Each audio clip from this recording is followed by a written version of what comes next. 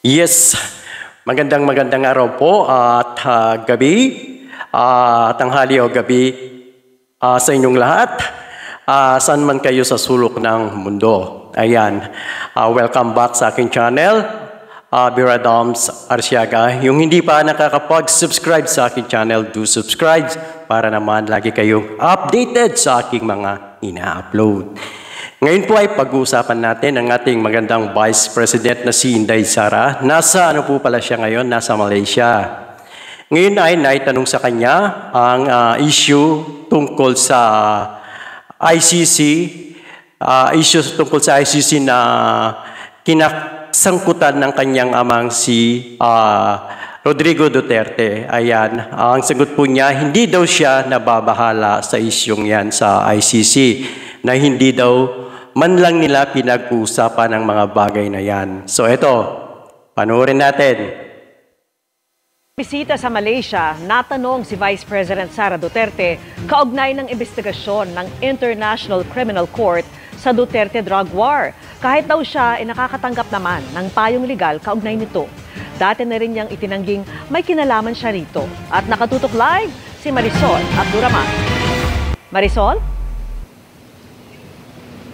Hindi raw nababahala si Vice President Sara Duterte sa issue ng ICC patungkol sa kanyang ama na si dating Pangulong Rodrigo Duterte, ni hindi nga raw nila ito napag-uusapan.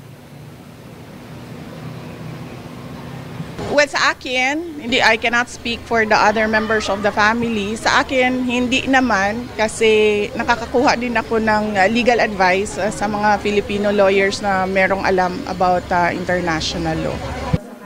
Yan ang sinisiguro ni Vice President Sara Duterte, kaugnay ng investigasyon ng ICC sa Duterte Drug War. Lalo't isinasangkot siya ni Arturo Las Cañas bilang pakana naman ng Oplan Tukhang sa Davao City nung siya pa ang alkalde. Pero paano ang kanyang ama? Sigurado naman ako meron siguro siyang mga kausap na mga abogado dahil abogado din naman si Pangulong Duterte. So naiintindihan niya yung mga legal implications at mga procedure sa ICC.